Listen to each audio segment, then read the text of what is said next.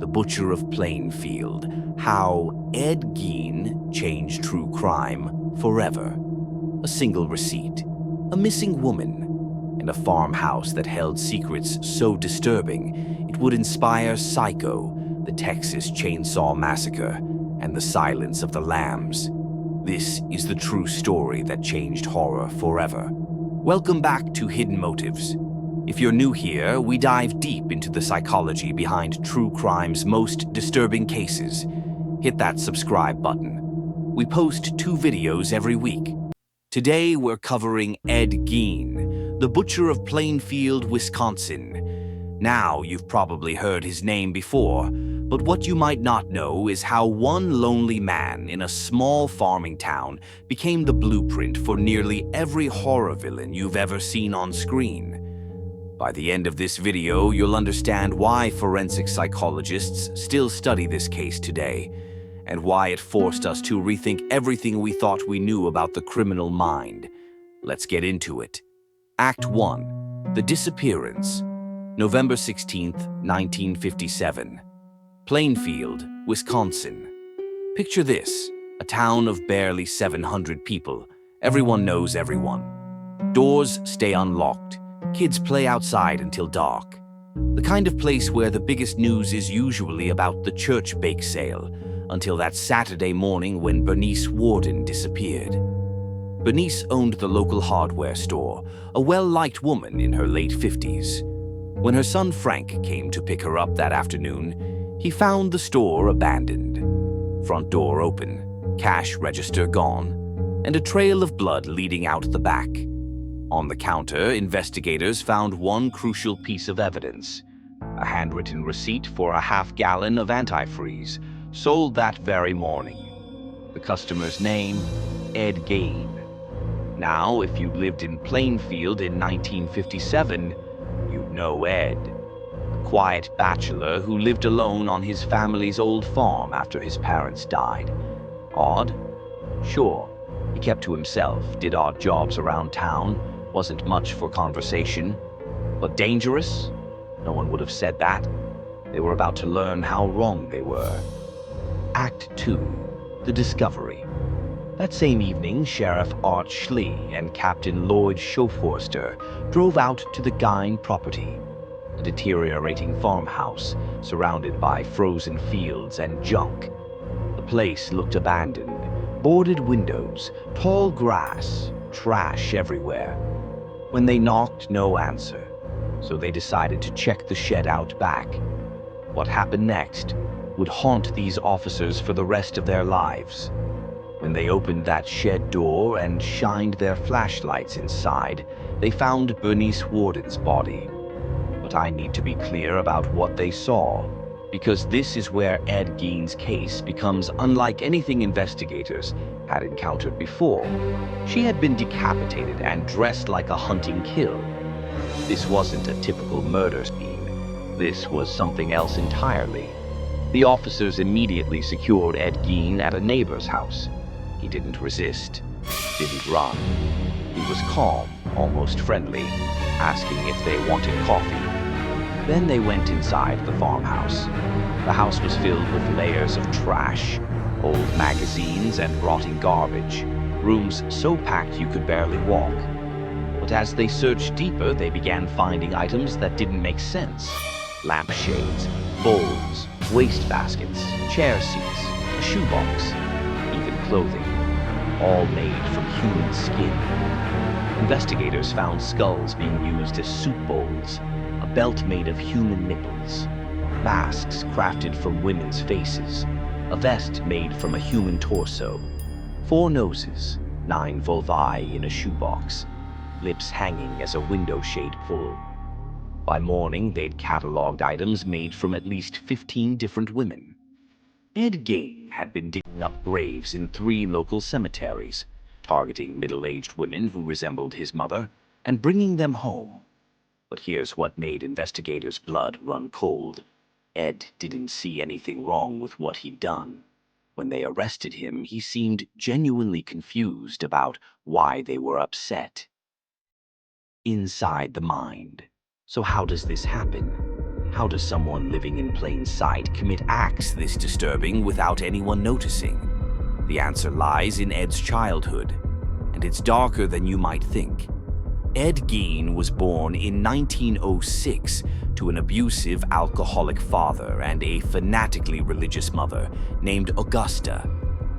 And when I say fanatic, I mean Augusta believed all women except herself were prostitutes, that the world was evil, and that sex was sinful.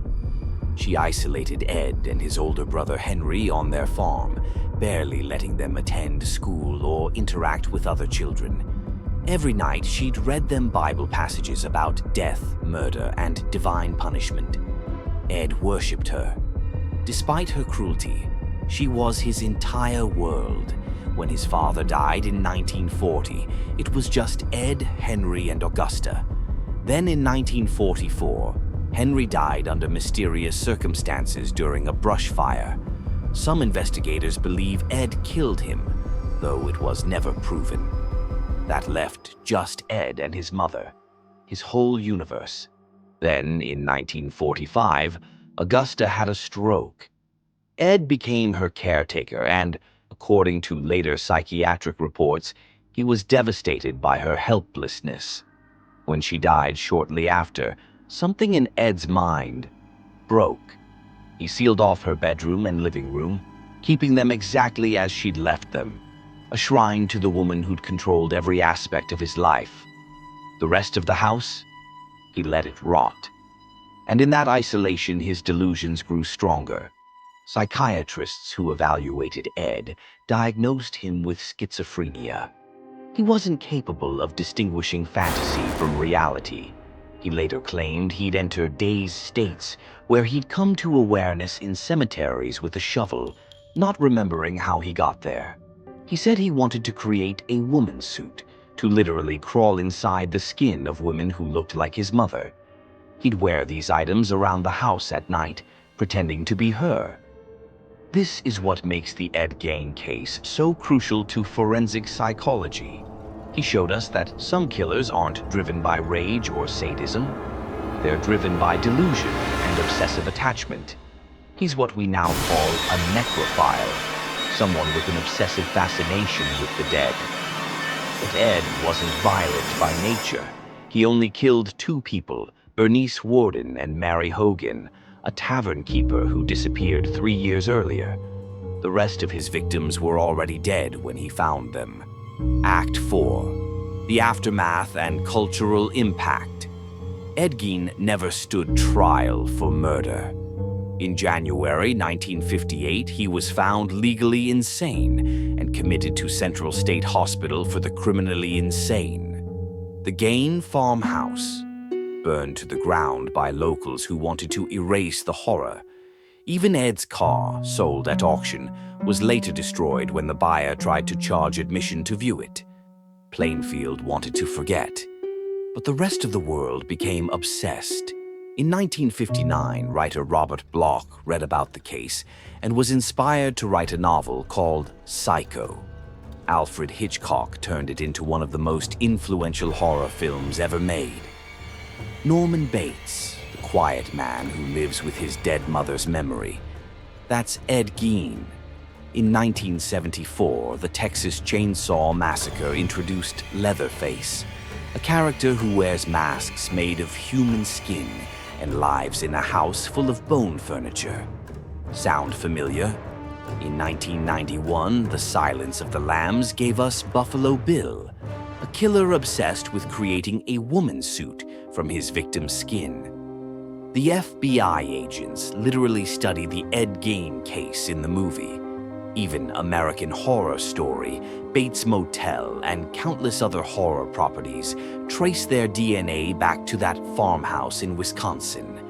But here's why this matters beyond just entertainment. Ed Gein changed how law enforcement and psychology understand criminal behavior. Before him, the public imagined killers as obviously evil, monsters with clear motives like greed or revenge. Ed showed us something scarier. That extreme mental illness, combined with isolation and childhood trauma, can create someone who commits horrific acts while genuinely believing they're normal. He helped establish the field of criminal profiling, the FBI's behavioral science unit, yes, the real-life inspiration for Mindhunter, studied cases like Ed's to understand how killers think. Today, forensic psychologists still reference his case when teaching about the difference between psychopathy and psychosis, between organized and disorganized killers. Ed Gein died in 1984 in a psychiatric facility. He was 77 years old. In his later years, he was described as a model patient, quiet, compliant, and often confused about why he was there. The town of Plainfield today has about 900 residents. There's no memorial, no museum, no marker of what happened. The locals prefer it that way, but the legacy remains. Every time you watch a horror movie about a quiet killer in a rural town, you're seeing Ed Gein's shadow. Every time forensic psychologists study the connection between childhood trauma and adult violence, they reference his case. The Butcher of Plainfield taught us that monsters aren't always born.